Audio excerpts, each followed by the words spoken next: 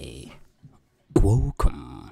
It's an If YouTube channel here. Masankho mchaka cha 2019 bakumasambweza mchaka cha 2020 anthu ena amadandaula kuti yayi azisogolera mipingo munathandizira kuti anthu asankhe munazisogolera amene ali pano kuti mgwirizano wa tonse ukhale mboma mukamamva anthu ena akudandaula choncho akuyankhula moteromo abusa nkhani imene mumayimva bwanji ati munamulezera kuti yayi dziko lino tisankhe tibwere pabwere boma lina zinthu zisinthe ine anthu atanditsatira osati kungochoka 2019 2020 okay akhoza peza kuti sindisintha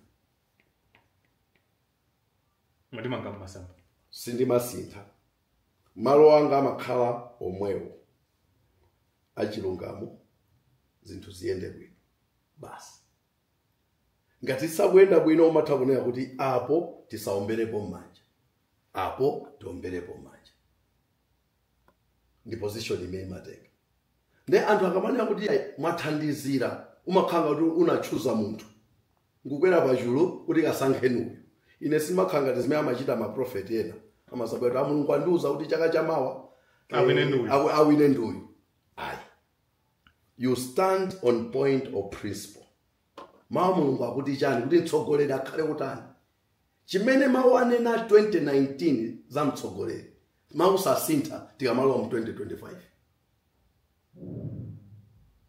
sasintha munthu oti asatitengereso ku ukapolo munthu oti asazikundikire chuma payekha mmene malalikira zimenezi malalikira zimene malemba akunena mukazafika ku dziko kuti mukuzisankhira mtsogoleri azakhale ndi zotsatira izi ndi chimatengerano inu ndikalalikira muone kuti kodi pakati pa anthu akupikisanayo amene ali ndi zotsatira zimene abusa akunena ndi ziti ndi nokha munasankha kuti amene ali ndi zotsatira ndi uyuyu nanga ine ndinapita kuti kasankheni wakuti I speak on ideologies. These are the ideologies that should follow a king or a president according to the word of God. Those don't sizimasintha ndi nyengo mawu mulungu samasintha ndi nthawi amakhala chimodzimodzi nthawi zonse tikamalowa uku 2025 tikayamba uthenga wakuti mtsogoleri oti mukasankhe akhale otani tibweretsa zomwezo nkona ndimane kuti sindimasintha anthu nthawi ina nthawi ya bingu kunabwera mtolankhani kuno wa capital akuti ati kumakuonani ngati ndinu wa bingu sinali wa bingu panali nthawi imene zimene amachita malemu bingu ndi zimene mawu mulungu akunena zimatani zimagwirizana adziko limapita kutsogolo ndi mawu mulungu the word of God is static, does not change with seasons. Nevuto ake zimene matenga zakuti munthu akauti wapeseka wina akugwirizana ndi zimene zili mawu mja mana yakuti ndekuti akusawa akumenyera mkota kuti uyu nkona ena mu chaka chinacho cha bingu anazabwera nati anthu kunja kwamanena kuti ndinu wachani wa DPP ayi sindasamuke ku DPP kena kupita no ku MCP kena ku UP ayi I stand on the premise of the word of God. Ngati munthu mtsogoleri wazichita align ndi mawu mulungu muzona ngati kuti ndikukamba sandani za iye. Lero pa Hanifa TV takubwereserani abusa Isaac Kawalala amene ndi General Overseer wa mpingo wa Word Alive International Ministries. Ine ndithokozani chiwaya wa Hanifa TV takhani pompo kuti abusa Kawalala alibwesera zotani. Abusa tukulandeni pano pa ziko mopambere ziko moyo uli bwanji abusa moyo ambuya akutisunga amen moyo umayenda ndi pa maondo ndithu amen abusa tiyambire nkhani zokhuzana ndi mapemphero kuno ku Malawi pa 7 February mchaka cha 2020 pa sambano la mchezo wa Facebook munalemba nkhani zokhuzana kuti serving God has never been a career or a job, it's a vocation. And munapitiriza kunena kuti and never a source of earning a living. Malawi kuno tumuona ndithu azibusa ndithu akuchita bwino kuposa nkhosa abusa pamene mumafuna mthandize chani komanso tikayang'anira momwe azibusa momwe mukuchitira bwino Malawi kuno kuposa nkhosa chikuchitika ndi chani so nkhani yaikulu matenga kuti azibusa kuchita bwino kuposa nkhosa chikuchitika ndi chani kapena kuti nkhosa sizikupemphera kwambiri ife nkhosa kuposa choyamba mwakamba kuchita quotation imene tinayika yokuti kutumikira Ambuye Yes. sikaria komanso tikhoza kuonjezera kuti si business. Ngati munthu ufuna to earn a living kuti upeze njira yopezera ndalama simutumiki. Ukapeze ntchito kapena ukachite run business ndekuti upeza ndalama ukhala ndi moyo. Utumiki si malo okapindulirapo. Utumiki ndi utumiki ndi mayitanidwe. So mayitanidwewo amakuitana ndi Yehova amene zonse tikumbukire zili pa dziko lino lapansi ndi zake. Ndifuna mfundo imeneyo tiyigwire. Ndekuti ngati wakuitana ndi Yehova, akukupatsa ntchito ndi Yehova, angakulipire ndi Yehova. For ntchitoyo wakulemba ndi ndani? Ndi Yehova, si munthu ayi. Ndiye mwanena zoti inu mukudabwa kuti mwina akupezeka kuti anthu otumikira atumikiwo akapolo ma servants. Yes. Ndi amene akuchita bwino kusiyana ndi mabwana anthu otumikire. Mwina kunena wake ndikhoza kuchitembenuza chocho funso lanu. Apo pasa munthu sajejeme. Ine nkuona wanga mmalemba Baibulo limene ndikhulupirira kuti tonse akhristu tonse otumikira ndi limene timawerenga. Ndikati ndilione sindimapeza mtumiki amene adatumikira Yehova amene adali mphawi. Kaya mukambe za Abraham amene Mulungu atamuyitana sadamusiye pa mtetete. Kala ndi Isaki mwana wake atamuyitana sadamusiye pa mtetete. Komanso tidapita ku chipangano chatsopano tikambe za Paulo anali mtumiki otumikira Yehova koma iyeyo sadalemetse akhristu.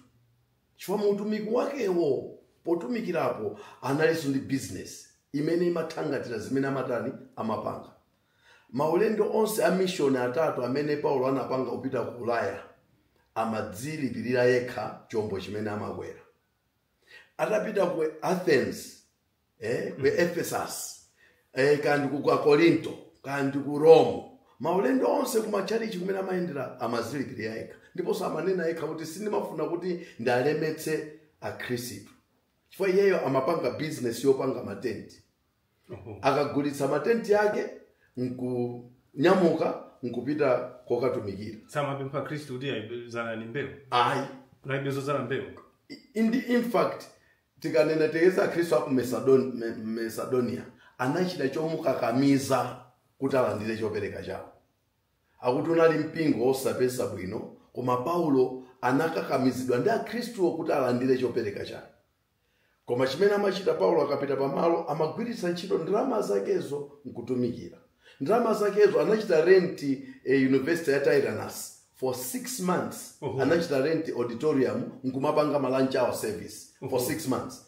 Amatumikira kwa ma philosophers anthu ophunzira pa university koma malo amalipira ndalama zachani zochoka ku business yake. Uyo ndi Paulo. Koma no pali Petro anali mtumiki apostle, right? Koma yeo anali full time. Anasiya zake zonse. Petro sanaliso mphawi. Mwina ena amene mutaenda nkupita ku Israeli mukafune pamene panani nyumba ya Petro mukapeza kuti inali ndi basement.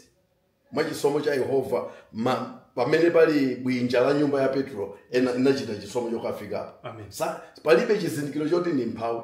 Pambali pakepo pali kachisi flooring anapanga ndi marble stone yochokera ku Morocco. Yokwera pa chombo. Nthawi imeneyo mungati amene ndamphawi. Ine nkuwerenga kwanga nthawi zina umativuta ndi mzimu wa umphawi. Kuwerenga kwanga mawu a Yehova simungandionetse mtumiki amene adayitanidwa ndi Mulungu nkukhala moyo wake aumphawi. Kusenza kuti azitumika Mulungu amene akhandi. Yehova amawadalitsa atumiki ake. Sungamugirire ntchito akuti the Bible says he is no man's debtor. Samasunga ngongole ndi munthu. Amene amamutumikira iye amawadalitsa. Kudalitsidwa nkosiyana nkukhala munthu otembereredwa. Munthu ngati uli mtemberero chimene umagwira sichimapindula. Ndeno number 1 ndingotenga ku Baibulo nkupereka chitsanzo chimenecho. Chachiwiri munthu mmodzi ukutumikira wanthu 200 ndetekeza anthu 200 achanguganiza kuti ati adalitsa abusa athu aliyense malinga ankupeza kwake. Mdalitso umene utabwere ufanana ndi munthu mmodzi uperekwa kwa munthu mmodzi. Anthu 200 akudalitsa munthu mmodzi. Atsogoleri, palibe mtengo osalale imene mungayike pa chisomo chimene mtumiki wa Mulungu amalandira. You can't pay a salary to grace or to a gift. Sizingakwanire. Inuyo muli ndi akazi wanu, inuyo muli ndi banja lanu, mwayamba kuyambana mbanja muja. Wabwera mtumiki wa Mulungu akupatsani uphungu nkukhazikitsa chikhazikizo kuti banja lichakuyambanso kuyenda. Ndiuzeni kuti fino tiyanje imene angakupatseni yoti mumulipire pokuthangatirani banja lanu. Ndrama yokwanira zingati. You cannot value grace. You cannot put a price to grace. Ina machaji adazitumike na Mulungu amachaji. Sumungaike chaji, sumungaike dipo kuchisomo. Munthu moyo wako umatitimira, wina ndi chisomo nkukupe mpherera moyo wako nkuyamba kuchita bwino. Sumungaikepo biru kuti mundilipire ndalama zakuti. Nkona Yesu ananena kuti kwa ulere mwalandira, kwa ulere chani patsani. Which means utumiki wako sukuyenda uikepo charge. Koma chifukwa chakuti atumiki akuchita bwino does not mean they are exploiting. Akhoza kupezeka ena. Paulo ananena kuti pali ena amatumikira kuti akapindule. Pali ena amatumikira chifukwa cha ndewu. Right? Angotsutsana ndi ukulalikira kungofuna umunene mzako. Osati chifukwa kuti ufuna ulalikire. Ndende uyo. Ena akulalikira chifukwa kuti aitanidwa. Akuti monsewo ine ndilibe nawo nkhawa. Paulo alibe nawo zifukwa. Fwa nkhani yaikulu apa. Chimene munthu ukuchita chofuna kuzembera chimazaonekera mawa. Kumazembera kuti waitanidwa koma ungofuna wabere anthu amene sakuona kuti ukuchita zinzabodza. Mawa chimazatulukiridwa. Ngati Mulungu alipo kumwamba sitingamunamize. Munthu ukhoza kumunamiza koma Mulungu sungamunamize. Tibwere kunkhani za chuma. Pakadali pano dziko lino makamaka msogolo wa dziko lino tikunena kuti akugwiritsa ntchito zija kuti ATM strategies zija kunena kuti njira zimenezi zikhoza kuthandizira nkhani za chuma kupititsa patsogolo chuma cha dziko la Malawi. Kunena kuti ATM strategy kuyambirira agriculture, tourism, kenako mining. Yes. Munalembanso pasambano ya mchezo munanena kuti zimenezi zikhoza kuthandiziradi ndi zili ndikuthekera. Abusa tatitambasulire. Ine nalemba palipena nazalemba kuti ATM is a game changer. Yes. Okay, kuti ikhoza kusintha zinthu. Koma mudakhala kuti munatsatiraso kwambiri mukhoza kuona kuti pena pakeso ndimachita qualify. Okay. Ndimawonjezerapo. Ine chimene maonjezera zinthu ziwiri, magawo awiri. Number 1, emuja tidakamuyenda azikhanga times 2. Okay. Asangothera pa mining. Kuti za migodi zopeza miyala kapena extractive industry. Emuja akhale ngati tikumuona pawiri. Akhale mining ndi manufacturing. Okay. Number 2, ATM ndimati ndi game changer. Tidakhala kuti tabweretsamo Control of Goods Act. Tili ndi lamulo Malawi kunoko amaliti Control of Goods Act. I think it is 2015 if not 2018 ngati supplement. Tidakhala kuti tabweretsamo ATM lamulo limeneja. Malawi akhoza kukhuphuka malo omwe. Mosachedwa. Chifukwa tu ndinene motere. Zolima zitalima. Andamawa isalesi kasu timakumba. Ngakhale kuti tidakali mbuyo mwa Abraham. For Abraham amakumba masama makumba ndi kasu amagwiritsa ntchito mapulawo. Choti ife tili kumbuyo kwa Abraham uko sitinafike kutsogolo. Tili kutali zedi. Koma ine ndikudziwa panali nthawi imene mapulawo kumalawi kuno ali midzimu amayamba kukhala kumalawi kuno. Panali nthawi imene kamuzu kakamira kwambiri za ulimi. Koma ulimi uja ifeyo tikuthera pa ulimi. sitikufika ku emuja wachiwiri ndikumonjezera uja manufacturing. Chifukwa tekeze pano ndingopereka za foja ngakhale ine sindisuta. Foja uja mmangoti mukagulitsa Tifikapo. wakunja. Tifikapo. Wakunja.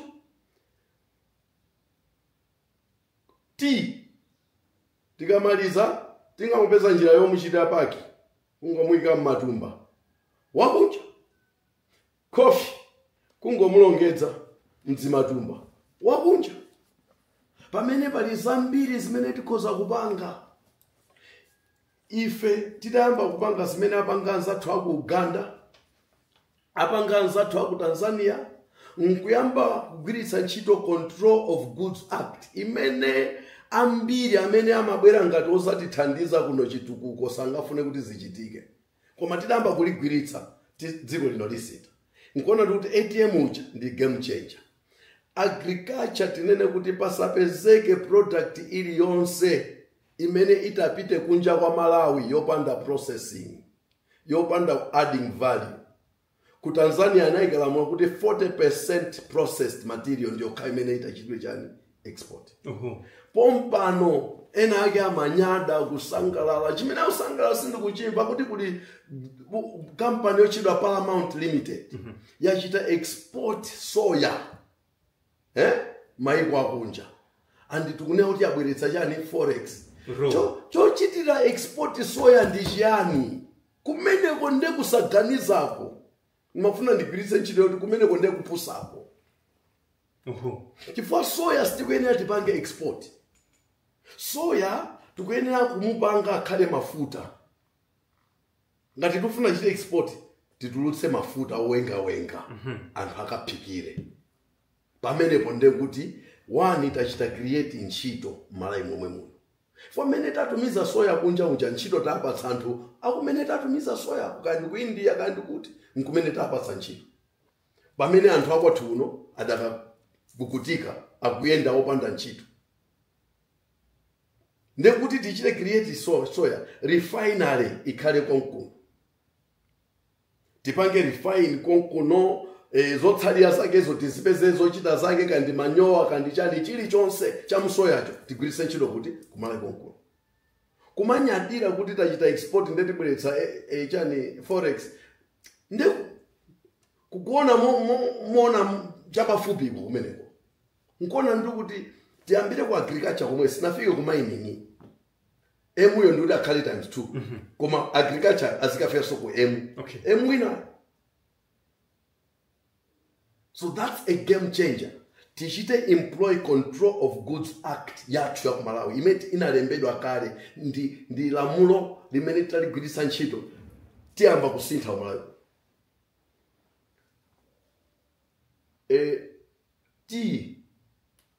Yemwe tukulima kuti kucholo. Asikatilemerera anthu aku China, aku Japan. Watu. Asikagulitsidwa modula uko. Mamoti ife tichitire packaging konkuno. Akamachoka kuno kumene akupita ako asikafira nyumba mwa munthu. Osatiso akafikire ku factory o ku company opanga packaging. No. Ninamva kuti si wakuna malipedwa made in England. No. Ti wakuma zilembedwa made in England zona kukamgulitsa ku China. Made in England, sold in China. Pena bakeso integrated trade policy yathu siri bwino. And ineo kona panopo ndo machita insist kapita pa agriculture where timati ndife agro business.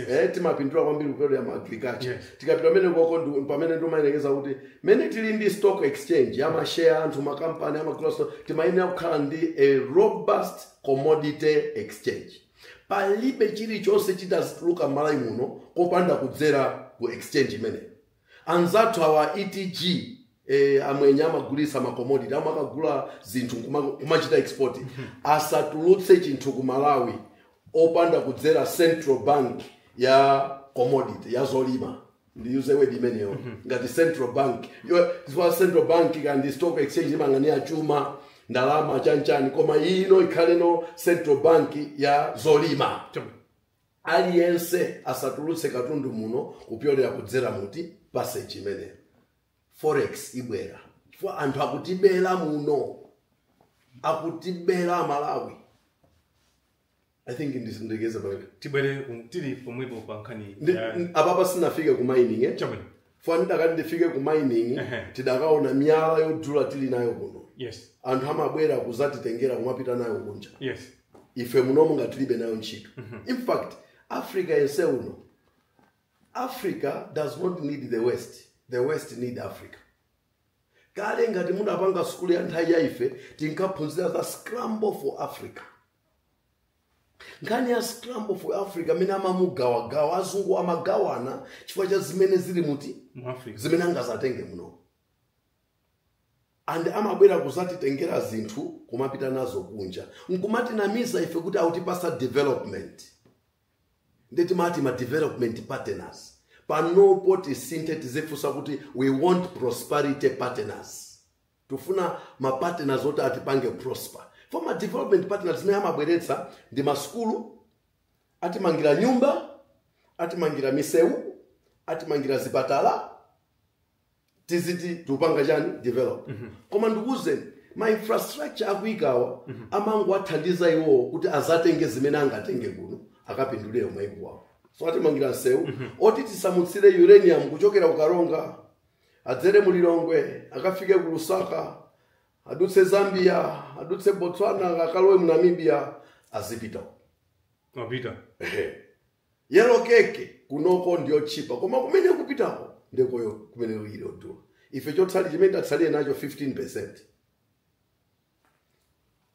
miyala yathu ma gemstone ali kunchewu angotuluka atikonzera misewu kuti atuluse kodi ife gemstone ija sitingaipange process kuipanga shine konkuno ikamatuluka ukhale kuti mwala kuti uli finished product. Why should we allow aggregating ya ma minerals athu ikapangike kunja imamuti tipange kwathu komweko? Ine ndikuyamika ambuye kuti Africa wakhala kugona pa nkhani ya the mining is also a game changer kumala. Rutayo akumutchula kuti ukasiya kuli rutayo dziko lonse lapansi kumene kuli rutayo wambiri kuti ukasiya. Koma funso imene takhale nayo kuti koti tingotuma angobwera azungu azangomutenga kuthala naye. Fama computer ali onseti nawo lo kamera imene mujambulira. Ma raw material yake Africa ku. Sangapange izo Africa tane akuti yayi panopo tufuna 50% yazose zimene mapanga muzapangira kuti kwathu. Museveni waika malamulo kwawo kandi miyala ya mapangira steel. Amapangira steel waika lamulo mafactory muzamange kwathu komweko. Museveni. Pano Uganda ikuchoka ku third world country yafika pa second world ngati tingakenga kuti third second ndi first yafika pakatikati hapa ku economy yake for aikama policies akuuza equivalent ya goods control act ja kuyamba no kuika mindondomeko kuti ife sitofuna chinthu chituluke mdziko muno amalawi asana chigwiregwire fo akachigwiragwira wakumudza agwirapo naye pake uyuso agwira osati kungolima yayi kulima kwatithandiza chani fika leo tili pankani za chuma zomwezo dziko la Malawi wadali pano kumatumiza achinyamata mu dziko la Israel posera kompa ndithu tinaona nduna zokhuzika kumeneko zinakasaidira mgwirizano ndi dziko la Israel kuti yayi mgwirizano umene dziko lino zikhale zoti mandosire kwina koma boma ndi boma likhale likuziwa zimene zikuchitika posera kompa tamvaso achinyamata angapo pamene amagwira ntchito m'minda anathawa kumangapezeka malo ena ngati kumabekale ndipo ayambaso kubwera ku dziko kuno apafupifupi anyamata ndithu 8 amene akufotokoza ndithu malingana ndi nduna yozofalisa nkhani. Munalembaso zokhuzana ndi zimenezi kuti pasambano achezo kuti we can't continue exporting employment. It is employment income that prospers a nation. Ino simugwiza nawo kukhuzana kuti dziko la Malawi lizitumiza anyamata ntchito kumalawi kuzivuza. So exporting employment munayiwerenga ino ndi yotumiza anthu ku Israel ndi osiyana. When I said we can't continue exporting employment in matanthauza kuti tikatumiza ti osapanga process tachita export employment. Fuata apatsa ntchito anthu amene atakapange process ti uja tapatsano employment. Ife kwathu kuno tadzimana. Patsamba limene zimene ndi manena. tikachita export ma gemstone mamoti tiapange polish konkuno ndekuti tampatsa wina kumene akachita polishiko wina akalembedwa ntchito tachita export employment imenenso sibweretsa ndalama tatumiza kunja employment koma tatumiza isibweretsa ndalama sizimatanthauza awawa apita ku Israeli ngakhale kuti awa achipita ku Israeli chimene ninganene nchakuti ngati apita uko kuno analibe ntchito koma apita uko akapeza chani ntchito palibepo chifukwa chifukwa ma Chinese akudzaza ku Africa kuno anthu aku China akumabwera uzafuna cha ntchito ndi business awuzafuna ndalama palibepo cholakwika munthu uchoke pano ukuona pena pake pali mtaji uzikalandira $1,200 pa mwezi kuno umalandira 0 ndio maana yoti atisatumize kwa munthu mukakanga limiti yati sigwira ntchito komano chimene timayenera no kuona nzimene maiko anzathu apindula nazo nzakuti kodi ndalama ija akayigwirira ntchito kunja kuja ndi ndalama yotani imabwera kuti kumalawi kuno for imene ijayo no ithandiza kuchita build up forex yathu ya kumalawi koma ndakhala kuti akupita nchimodzimodzi aliyense ali mu diaspora anthu ambiri amene ali kunja osati apita chifukwa cha boma anapita okha tiunikire malamulo athu aku Central Bank aku Reserve Bank kwathu tiunikire kuti kodi tili ndi malamulo ochita incentivize thangatira anthu kuti aziganiza kuti ndalama apanga ukozo azitumiza kuti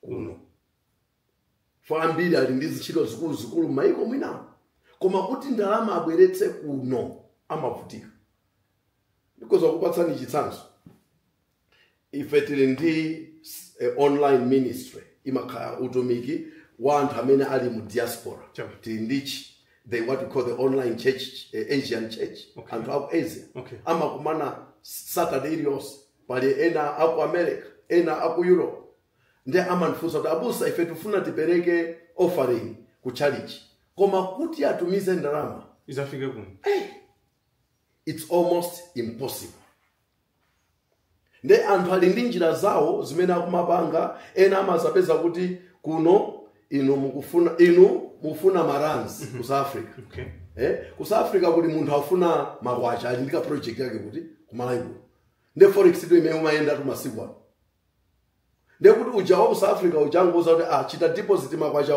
mu account manga iwe sumafuna kuno South Africa maranzi ine ndikugulira chimene umafunacho nditani ndikutumizira mamoti munthu uchapata kauti panali police yabwinobwino ku Central Bank ndekuti ndalama zija adakatumiza maranzi kuti ku Central Bank ku Malawi forex tukuisowa ichi yafika kuno zichitidwa convert zigwira ntchito amanga nyumba yake akufuna ichi koma anthu akuvutika mene akumavutikira kutumiza forex kunja ndi mmeneso anthu akuvutikira kuti forex ibwere kuti ku Malawi andi ine ndinene mosindika I don't think kuti mavuto amene wawa ma problems athu sitimadziwa ndikupira kuti Malawi mavuto athu timadziwa I think so I don't think anybody can say we don't know our problems we know our problems mavuto athu tukaziwa komano kuti tichitepo kanthu nkwalongosola mavuto mwina mwamoti tilongosole mavuto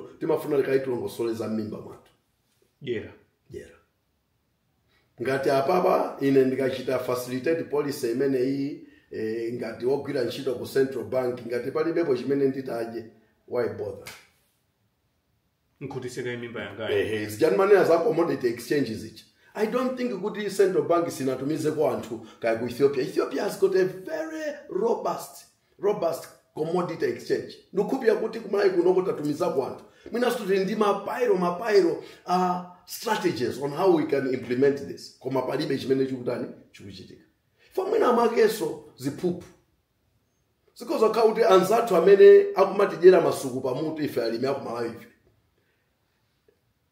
ndamene timalandira amene amapanga mapolisewo amalandira kondolama fa kudziwa kuti akangopanga polisi ya nyuwani atseka msika nde uja wansika wake amene akutijera uja akumpasa ndalama mmanja wa ku Capitol Hill kuti izi zisayende izi fwa zikayenda munditsekereza mukanditsekereza ine ndisauka nde gwirani ka 500,000 kanu pameneka munthu mmodzi kudya 500,000 at the expense of the whole nation. ati mazibusa ndamene mumakolezera so corruption chifukwa kungati kuno ku church akabwera munthu nkhosa abusa ndabwera kuzapereka cha chikhumi ichi akubwera ndi 10 million chimene amagwira ntchito yokolopa ku nthambi ya boma ku ntchito kwakeko inonso amfusa kuti ndalama zimenezo zitenga kuti mmangolandira imene basimukuona kuti azibusa anthu amene amadandaula choncho wakubweretsera 10 million iwe sukudziwa source yake. akupereka cha chikhumi akuzaza ngati umazidziwa nkhosa zako umayenera kufunsira. ngati umazidziwa nkhosa zako moitenga kuti ndalama zikhoza kufusa zikutheka bwanji.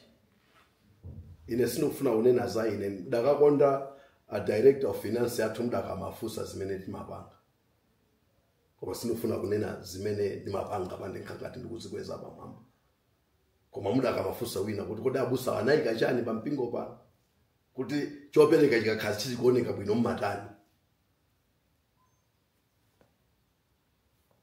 titi pachuma pompanja munalembapo makamaka dziko la Malawi pakatipa ndithu panayambanso kuti nkhani ya ulimi wachamba munasusa ndithu munanena kuti ine nanena kuti zachambazi izi zachambazi munafufuta zachambazi tiziganizire bwino kuli bwino munthu akamakuza kuti ayiwe upanga zachamba amatandaza kuti iniyo ntabwe kuti toko mupanga zachamba osati kumangoona kuti chambacho ndangukuza nile kuti toko panga zachamba ungambika ndi kuti wayamba kusokoneza ndekuti chambacho koma abusi anakuchiveka chambacho kuti ndicho chimodzimodzi za mowa kuti mowa atana abusi mowa umasokoneza kundilande ndi wamaphika mowa mungandole muze pilot amene amayendetsa ndege atamwako pamwe Samu amene aja nthawi yawo nthawi iya ntchito kwakho zokhautisa sanamo koma nthawi nake so chifukwa chani samama akugwira ntchito koma chamba atango ndi ankhani kuti chamba chimene akupanga chimene akuchifuna chivomerezechi afuna zigwisa ntchito kupangira mankhwala zona afuna zigwisa ntchito kuma factory zona afuna zipangira zovala zona tikafusa kaswira patseni dziko limene lapindula kupyolera mu chamba akuti ku Canada ndithu kumeneko ndithu even mitengo amatha kupangira ndipo chamba cha ku Malawi kuno mandikawerenga ma international journals amanena kuti chamba cha ku Malawi chimapeza mitengo yabwino kusiyana ndi chamba china amachinena kuti chimakafika bwanji kumeneko munguti Malawi God nthawi zina hiyese tisamayiyambe kuifusandutsa munthu patse ma website amene munapita amene akuza kuti Malawi God iupanga ndalama zambiri kunja chifukwa ineyo nankhaunda ndasiya foni yanga ndikuza kuuzani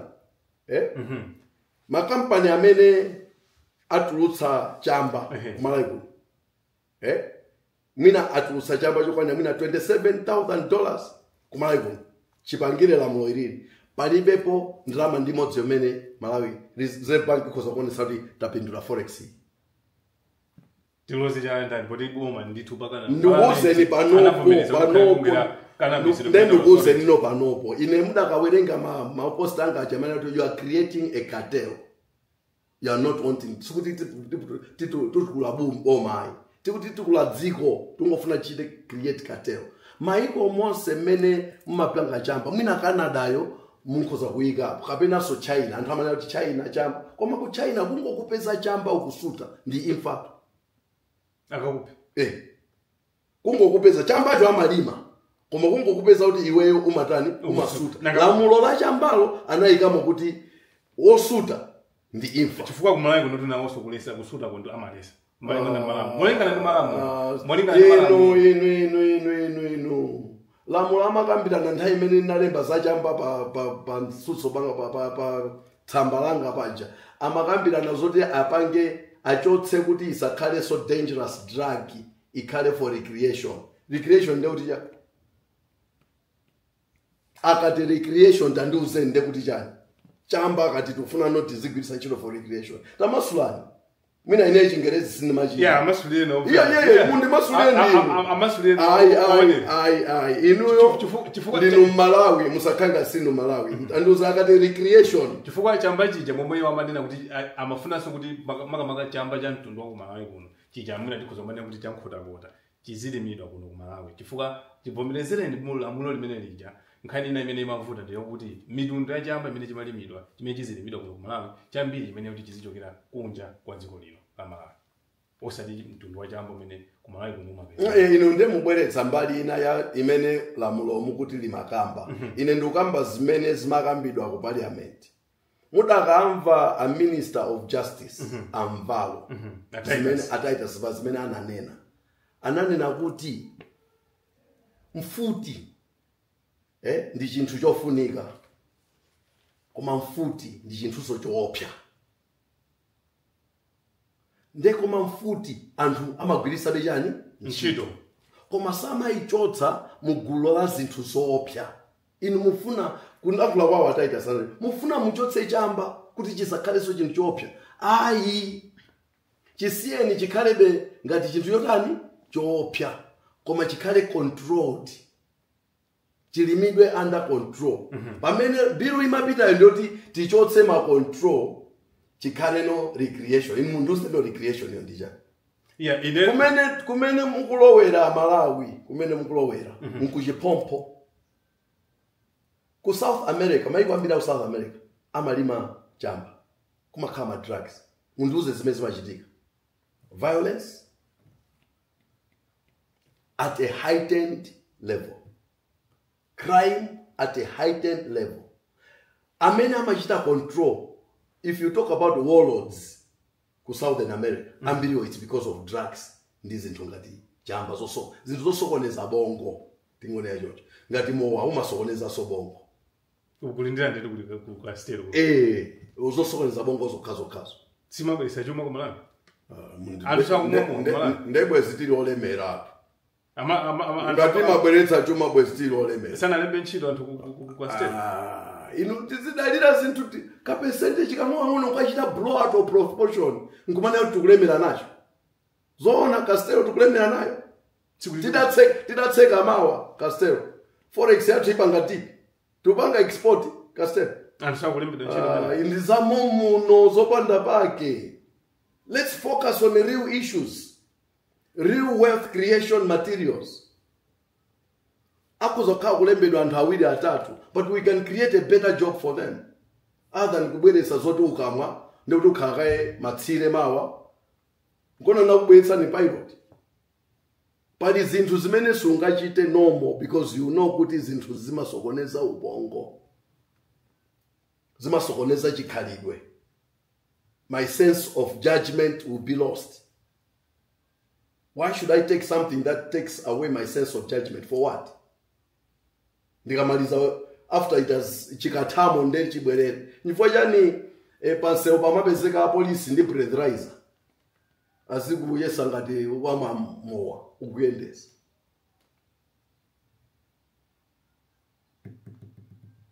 Why should we go into trading into things that will only diminish us and not appreciate us? What value is there in drinking? Choti muntu ukamwano moyo wako umapita pamwamba after you have drunk. Don't trade in what brings your life into detriment. What is detrimental to your life and to other people's life. Malonda ameneo. Musabange nao. Pa 21 ya Juni kwa chaka chomchino ku BICC kulizochitika kumeneko. Zimene muzicha kuti dynamic leaders and the gatekeepers forum mweda na msongoli wa dziko lino kumeneko. Chinicho chitika kumeneko cha. So pano dynamic leaders and gatekeepers forum ndi msonkhano wa anthu umene udayambika zaka zapitazo timapanga chaka chilichonse. Timabweretsa azikulu amakampani, azikulu amabungwe, ma cabinet ministers, ma MP, mafumu. It's like a high profile gathering ya anthu onse amene ali movers and shakers Malawi kuno. Okay. Chimene timakambirana tikakumana nchakuti Malawi wathuyu ndi mmodzi. Titani kuti Malawi apite chitsogolo. Titani kuti Malawi timusinthe. Chaka chilichonse. Ndetakhala tikumakhala ndi anthu osiyana-siyana amene amakhala akulankhula. akalankhula akamaliza kulankhula kumawa kucha madzulo anthu amakhala kukambirana zimene zinalankhulidwa kumawa zija. Oti panopo tikuchita focus on the raising of patriots for change in Malawi, counting the cost. Kudzutsa anthu amene mtima wawo ulipoti Malawi achite bwino. Kodi anthu akafuna kuti Malawi achite bwino, what is the cost of you being a patriot? Is there a cost? Ndetaitanano mtsogoleri wa dziko lino. China chimene tikuunikira nchakuti anakhala kupanga campaign yokuti zinthu kumalawi kuno zikhoza utani kusintha. Ndetufuna timve kuti atalowano olomu president akumanamo ndi zotani zimene aliyense amene ali patriot must be aware of. Kuti if you want kuti zinthu tipite patsogolo ukakumana ndi chakati. And if you as patriots, this is what we can do if we want change to happen. We want to hear it from the head of state. Atitandizire amalawi. Fontaizina things are not always as they look. Okay. Chimene timaona kunja kuno ndi chimene mwina chili nkati sizimakhazotani zofanana. Nde ukalowa nkati nimemota kani mulidere munthu nkati. Ndeti ngatani kuti zinthu tichite raise amalawi amene okhudzika mtima, patriots for change in Malawi.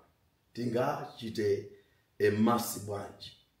Tingathane bwanji ndi ma value systems athu amene sakuthangatira chitsogolo cha Malawi. Mtsogoleri wa dziko linonso anakusankhanipo ku nthambi ija commission ija amene imaziko kuti Malawi Peace and Unity pamodzi ndi Bishop amene Mkosi. Ntchito ili bwanji mwene? Ntchito kwenikweni tisanene kuti tayamba. Okay. Because in the commission ya nyuwani imene sidalandireko ndalama zake zoti ziyendetsere. Chifukwa kumayenera kuti wani mulembe antchito. Commission imene yayo ndi independent. Simalandira instructions zochokera kuboma kapena kwa munthu. Ndifuna ndione kuti izikhazikitsa mtendere kwa aliyense. Kandi chipani cholamula, kandi chipani chimene sakulamula akakangana wakhazika pansi ndi anthu ngati amene wacha.